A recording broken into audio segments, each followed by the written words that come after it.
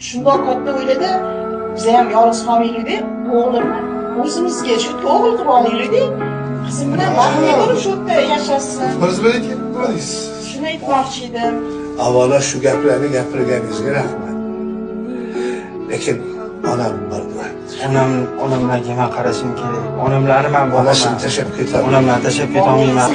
O'ylab ko'rdim, bularning shartiga roziman. Onamlarni ko'rib kelishga borib turaman faqat. Ana, rozi bo'ldi-da o'g'il bo'lishga bizga. Albatta. Rozi bo'l. Buni o'rniga o'zingizni qo'yingda, siz yolg'iz o'g'lingiz bo'lsa-da, sizni tashlab ketsa. Qanaqa o'g'il bo'ladi u? Sen qanaqa erkak bo'lasan sen, ha? Qanaqa yaxshi ko'rish? Qanaqa yaxshi ko'rish? Qarab turadi onasi. Sizlar qo'rqoqda odamlar bunga nasihat qilishingiz kerak edi.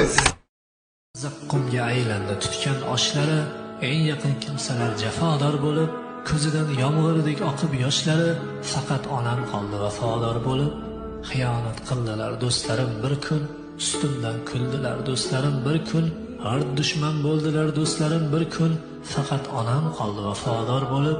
Muhabbat bog'ida edim beg'ubor, oppoq qishlarni ham o'ylardim bahor, sirimni ko'chaga sochganda ular, faqat onam qoldi vafodor bo'lib.